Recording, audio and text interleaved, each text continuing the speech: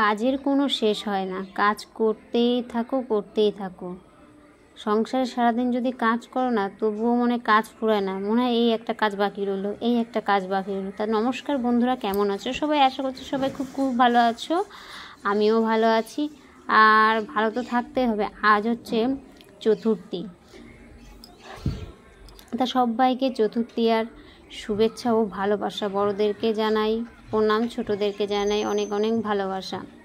তা আমার এই ছোট্ট পরিবারে তোমাদেরকে অনেক অনেক স্বাগত জানিয়ে এই ভিডিওটা শুরু করছি। স্কিপ না করে পুরোটুক দেখতে থাকো, অবশ্যই তোমাদের ভালো লাগবে। অনেক দিন পর ভিডিও করছি তো জানি না কতদূর দিতে পারছি, তবুও চেষ্টা করছি একটু ভালো দেওয়ার। কারণ জানো তো, সংসারের খুঁটিনাটি কাজ করতে থাকি, সেই সব তোমাদের কাছে শেয়ার করি।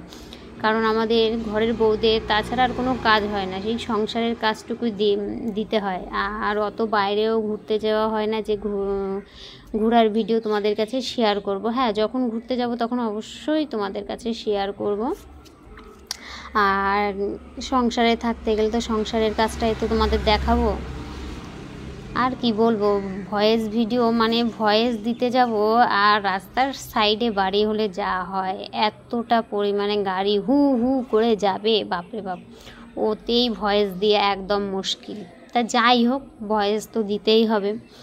এদিকে আমি সকাল সকাল বাসি কাজ সেরে নিয়ে রান্নাটাও কমপ্লিট করে এসে ঘর দুয়ার একদম পরিষ্কার পরিচ্ছন্ন করছি। কারণ বুঝতেই তো পারছো, পুজোর সময় বলে কথা, তখন নিজেকে যেমন সাজাতে হবে, তখন ঘর দুয়ারটাও সাজাতে হবে। তাই বিছনার চাদরটা নোংরা হয়ে গেছিলো, নোংরা হয়নি ঠিকই, তা আমি 1 সপ্তাহ বাদেই হচ্ছে বিছনার চাদর পাল্টে ফেলি। তাই এখনও যে খাটের পাশ দিয়ে হচ্ছে প্রচুর নোংরা জমে থাকে। কারণ কেন জমে জানো? বেটা ছেলে ঘরে থাকলে যা হয়, আর যদি নেশাখোর হয় তাহলে তো আরও, এ খাবে সে খাবে, খাটের পাশে গুজে রেখে দেবে। তাই ভাবলাম আমি একটু সব জায়গায় একটু পরিষ্কার পরিচ্ছন্ন করে নিই। এটা পরিষ্কার পরিচ্ছন্ন করে নিই, দেখতেই পাচ্ছ ঘরটাকে পরিষ্কার করছি। আর প্রচুর নোংরা পড়ে,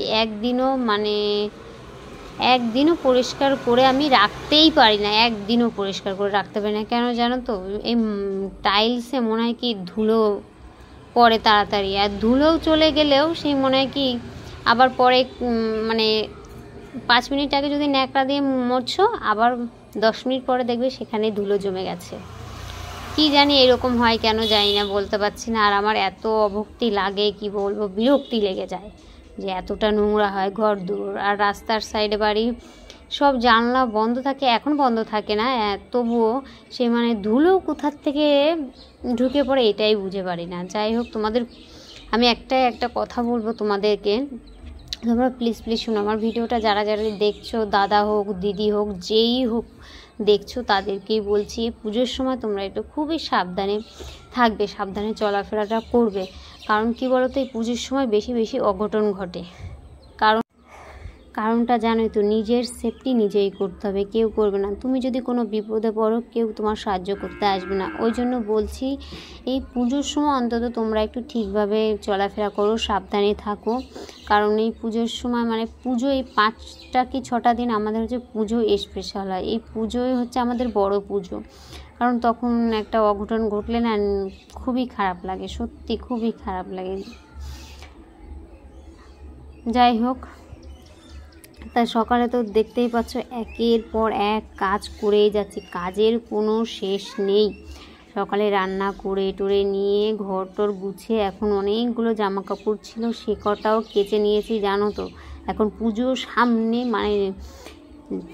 যত দূর পারা যায় ভালোভাবে পরিষ্কার পরিচ্ছন্ন। আর পুজোর সময় জানো তো, অনেকে অনেক জায়গা থেকেই আসে, আর খুবই কষ্ট হয়ে যাচ্ছিল। আর কেন কষ্ট হচ্ছিল জানো, কয়েকদিন আগেই বন জঙ্গল পরিষ্কার করছিলাম, তো পরিষ্কার করতে করতে না, হাতের এই 2 সাইডের আঙুলগুলোয় ঠোসা নাকি বলে, জল ঠোসার মতো পড়ে গেছে একদম। ওখানে যা জ্বালা যন্ত্রণা করে, জামা কাপড় না কাচতে পারে ঠিক করে। না হচ্ছে রান্না করতে পারি ঠিক করে, এত জলে কোনো কিছু করতে পারি না, খেতেও পর্যন্ত পারি না, ঝাল লাগলে এত জলে। তো অনেক কথা বলছি, অনেক বকবক করছি, মনে হচ্ছে বকবকই ছাড়াচ্ছে না। তাই দেখো স্নান টেনান করে একদম কমপ্লিট হয়ে গেছি। এখন ছাদে চলে এসেছি। ছাদে তো প্রচুর পরিমাণে রোদ্দুর, দেখতেই পাচ্ছ। আর হচ্ছে নোংরা হয়ে আছে, ধুলো হয়ে আছে। পরিষ্কার করেছিলাম, কিন্তু ওই আমাদের মানে জলের যে লাইনটা সেটা অন্য জায়গায় সরাতে হয়েছিল বলে প্রচুর পরিমাণে গাড়ি বাইক একের পর এক চলেই যায়, কথাই বলতে দেয় না। যাই হোক করে দেখো নোংরা ছিল, তাই একটু পরিষ্কার করে নিয়ে তাই সমস্ত কিছু নাড়তে আসলাম উপরে, মেলে দিয়ে নিচে যেতে হবে। নিচে গিয়ে সেই 1:30টা বেজে গেলে আমার শ্বশুর মশাইকে ভাত দিতে হয়। আর কারণ আমার শ্বশুর মশাই তো অসুস্থ বলতে উনি ডান হাতে জোর পায় না, ওই জন্য ওনাকে মাখিয়ে দিতে হয়। বুঝতেই পারছো বাড়িতে একটা অসুস্থ থাকলে তার পেছনে কতক্ষণ সময় দিতে হয়। আর বাড়ির গুরুজন সেবা না করলে হয় না বলো? যেটা পারবে না সেটা তো অবশ্যই করতে হবে। আমাদের বাড়ির হচ্ছে বৌমাদের সমস্ত কিছু সহ্য করে থাকতে হয়, তাই তো। আমি সঠিক যদি বলে থাকি অবশ্যই বলো। এই দেখো এখন ছাদের থেকে এসে প্রচুর পরিমাণে গরম লাগছিল, আর স্নান করে সঙ্গে সঙ্গে শ্বশুরমশাইকে ভাত দিয়েছি, কোনো কিছু করতে পারিনি। তাই এখন ভালো করে নিজের সাজানোর চেষ্টা করছি। আর ভিডিওটা কতটা ভালো লেগেছে অবশ্যই কমেন্ট করে জানিও প্লিজ বন্ধুরা।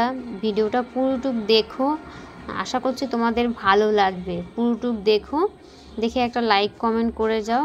আর পুজোর দিনগুলো তোমরা খুব ভালোভাবে কাটাও, আর ভালো থাকো, সুস্থ থাকো। অনেক ভালোবাসা রইলো।